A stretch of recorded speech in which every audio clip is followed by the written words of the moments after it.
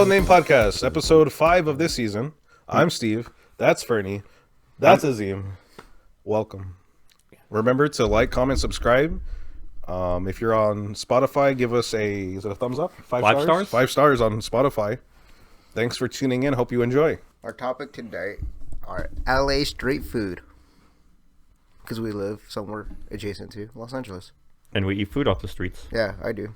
What's the best food you've seen on the street that looked edible but you didn't eat?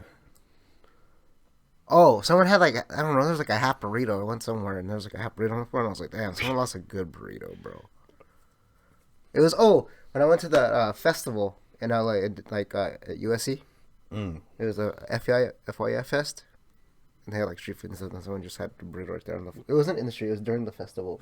You went the first year, right? Back when it was called KF Fest? Yeah, went the first year and 2017. Yeah. Well, people just leave food. Yeah. Those food expensive there. I was like, damn, that was a waste. That was probably a $20 burrito. Dang. What a waste. One time this isn't my story. I'm gonna steal it. She was walking, she lives in LA, so it's LA street food.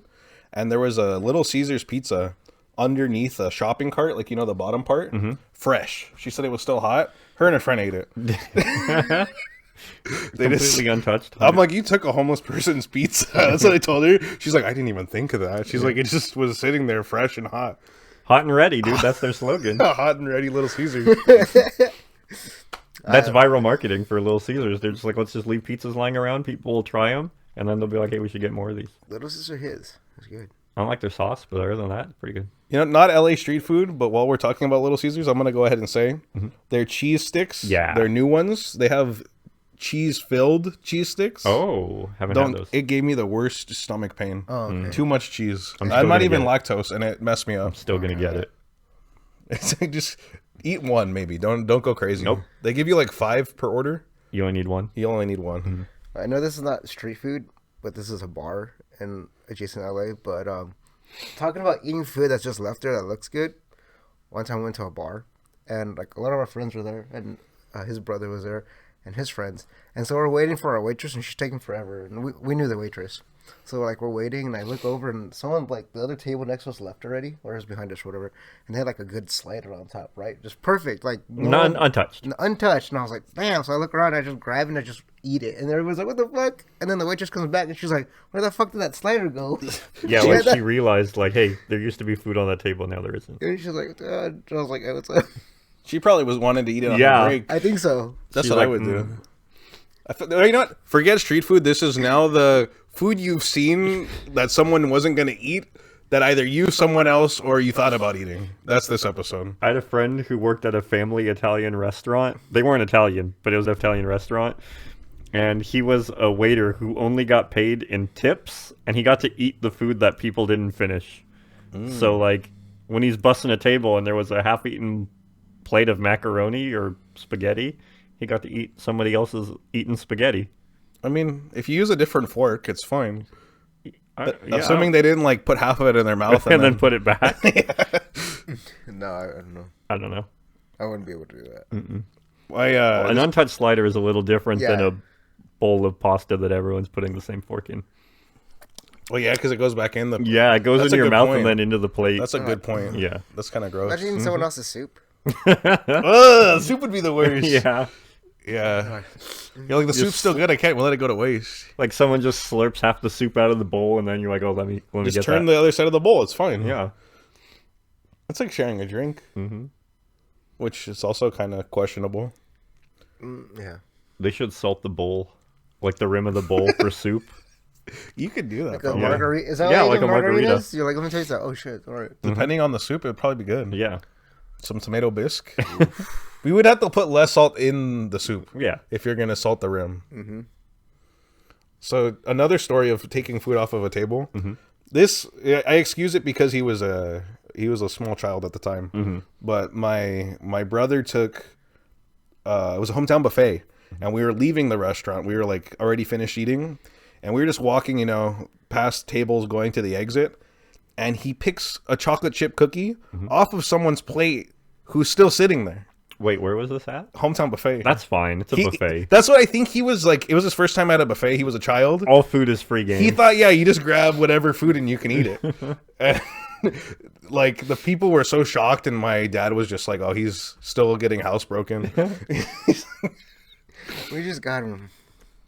But it was a fresh cookie; they hadn't even touched it. So, as far as hygiene wise, pretty good. I think we told this on an earlier episode at BJ's when that guy drank Fernie's drink. Oh, yeah. He thought it was his drink. His friends left him there.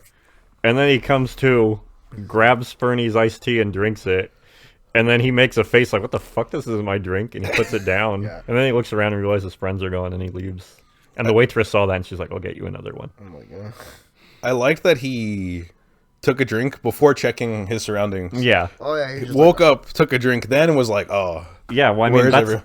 I think the drink being so shocking is what made him, like, realize, like, something's off. Yeah, he's like, oh, that's not alcohol. Like, he probably woke up and was like, oh, I'm still with my friends. My drink's still in front of me. Everything's good. And then raspberry iced tea, he was like, what's happening with my life? dude, I Changed don't." his life. He's like, "There's drinks without alcohol in it." Yeah. He's sober now. That's, like, what brought him into consciousness. He's like, there's drinks without alcohol. I don't have to drink anymore. I don't think I would drink someone else's drink somewhere else, but food I feel like is doable. Like if they left it. Yeah. Do you remember in school, like people would leave perfectly good food on the trash cans? Oh yeah. I've seen that a couple. I had a friend who would do that. If there was a pizza slice that was like fresh, he would just take it.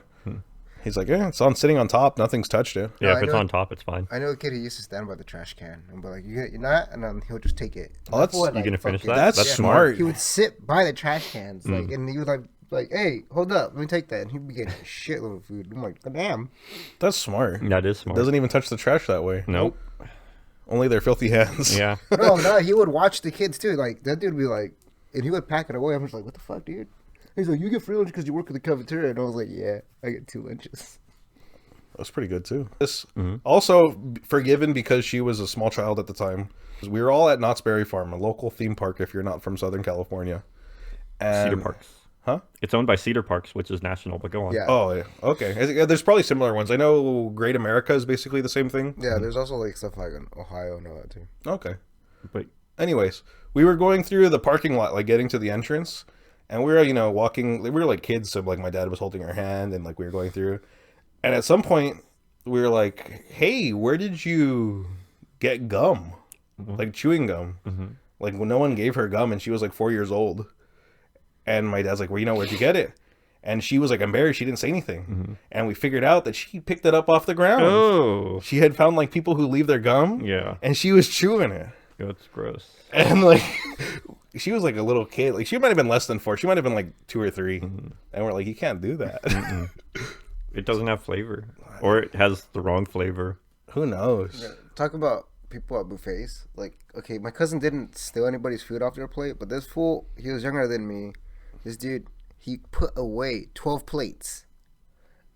That was before we're leaving. And as like I was leaving with my family, I look over and he came with another plate, and I was like, "Damn, bro!" I was like amazed. It was plate 13. That's a lot of food. It is. Were they kid-sized plates or adult-sized No, plates? there was like fucking full on. We're just like, "All right, hometown buffet. You're just loading up that plate." I had 3 plates, and I was like, "Oh man, I was They're like, like, this is your food for the week. Eat up. Dude, I almost want to do a whole episode on buffets. Next episode? Yeah. Buffets. Check it out. Come back on Thursday. buffet."